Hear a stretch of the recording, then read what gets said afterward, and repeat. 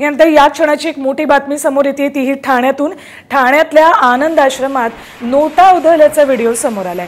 Video Kedar दिघेंकडून tweet करण्यात आलाय। आनंद आश्रमाचं पावित्र्य नष्ट केल्याचा आरोप केदार दिघेंनी केला। या व्हिडिओत काही लोक ढोल वाजवताना दिसतात, तर काही जण नोटा उधळतायत। तर गणेश विसर्जनात ही प्रथा असल्याचा दावा खासदार नरेश म्हस्के यांनी केला। मात्र चुकीच्या पद्धतीनं नोटा उधळल्यामुळे संबंधित पदाधिकाऱ्यावर कारवाई केल्याचं म्हस्केंनी सांगितलं।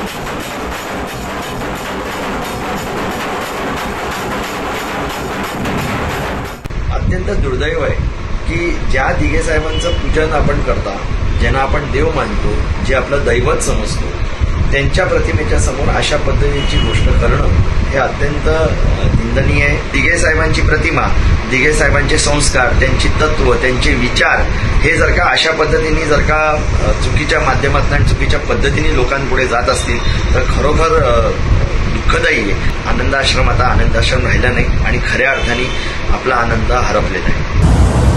ही प्रथा आहे दरवर्षीची, टेंबिनेकाचे गणपती विसर्जन करतानाचे काही लोक त्याचा गैरप्रकार आणि चुकीच्या पद्धतीने टीका करतात।